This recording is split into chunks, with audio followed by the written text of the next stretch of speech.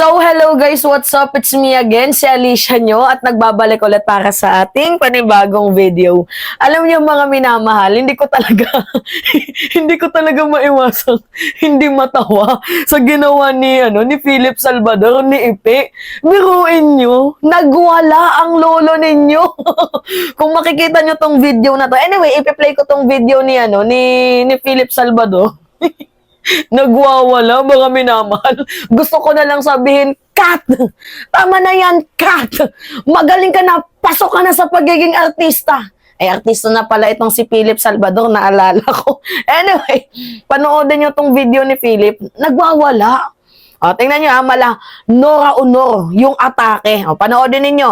Ang lahi ni former President Rodrigo Roa Duterte ay nananalaytay na dugo sa mga ugat ng kanyang mga anak. Kaya tandaan nyo, walang magnanakaw na Duterte!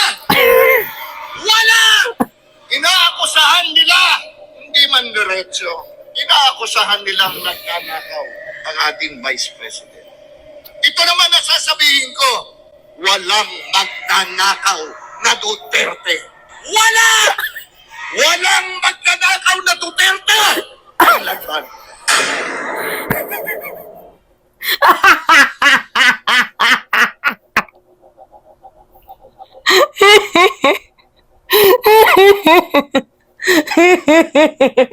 Ano kaya yung natira ni Philip Salvador, no?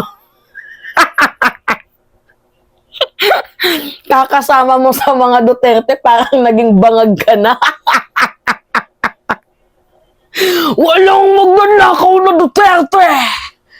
Mamamatay tao lang. Hindi magnanakaw, pero mamamatay tao lang. Ano yung sabi niya? Walang magnanakaw na Duterte! Nananalaytay sa mga anak! Ang ni Digong, ano ba yung sabi ni Philip? Ano yung nananalaytay?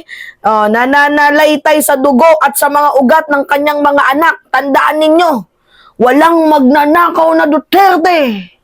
Wow! 10 out of 10 yung acting dyan ni Philip Salvador. Pasok ka na sa Wawawin. Pwede ka nang sumali sa Pinoy Big Brother.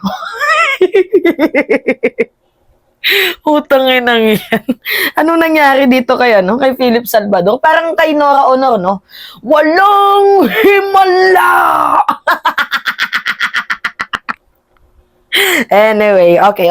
Sige, ito na. Talakayin na natin. Philip, alam mo ba yung lumalabas sa bibig mo? The way na sabihin mo na nananalaytay sa dugo ng mga anak ni former President Duterte na walang magnanakaw. So kung sinasabi mong nananalaytay sa dugo, yung ginagawa ng ama, ibig sabihin, mamamatay din yung mga anak. Well, talaga nga naman, tingnan ninyo, si Sara Duterte may issue. Si Pulong may issue din. 'Di ba? So, kung sinabi na ng mga tao, katulad ni Arturo Las Cañas, na Lord of all the drug lords, itong si Digong, yung kanyang ginagawa, mananalaytay din sa kanyang mga anak. By the way, paano mo nasabi na walang magnanakaw na Duterte? Meron ka bang proof? Meron ka bang ebidensya? Alam nyo, ito yung pinakamahirap, mga minamahal. Itong sila Philip, ang daling mag-akusa. Ano yung sabi nila? Na bumabalik na daw po yung droga. Ang iba pa nga daw po, naghahamon pa. Pero if we will compare the data sa first quarter ni former President Duterte at sa first quarter ni PBBM, you will see there is a huge difference.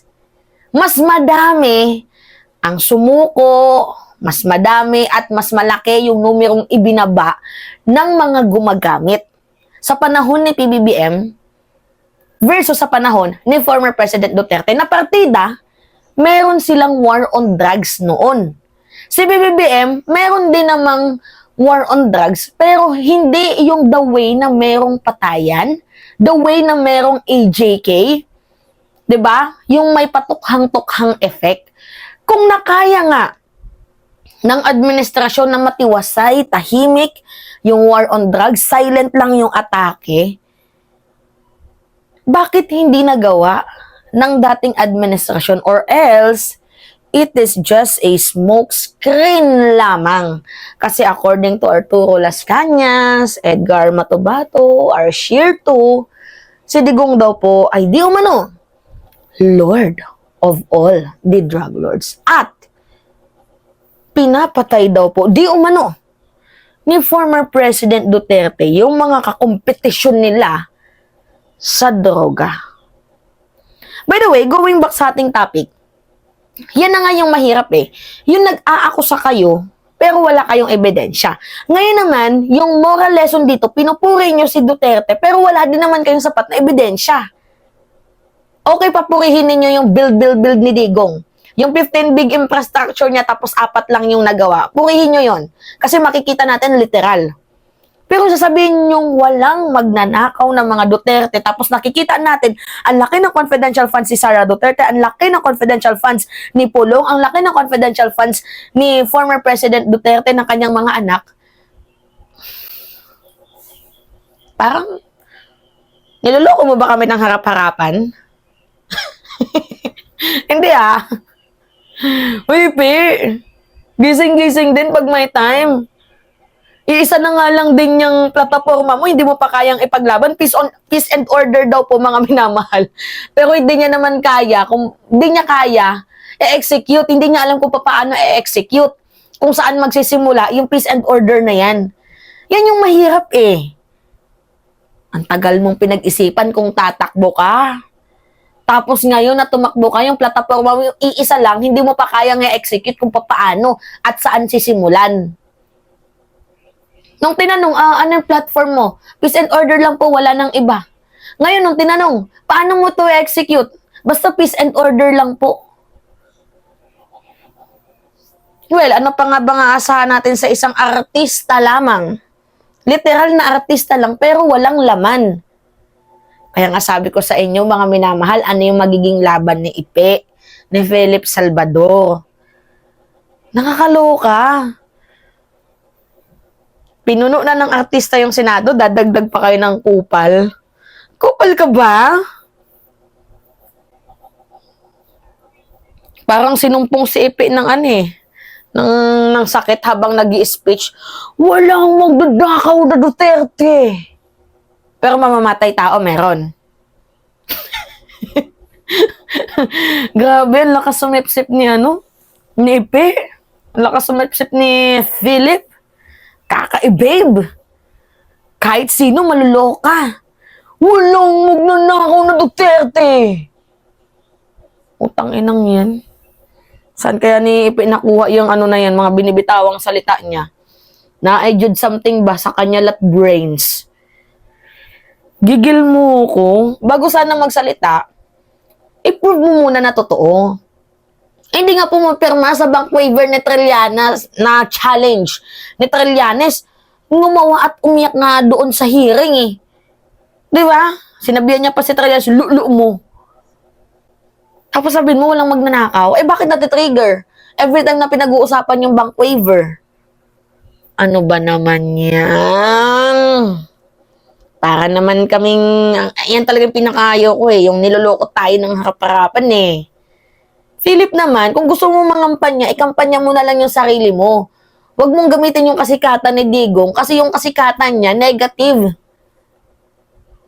Diba? Kaya si Willie Rebillame hindi sumama sa inyo eh. Mababahiran ng dungis yung pangalan ni Kuya mo Will. Kakaloka.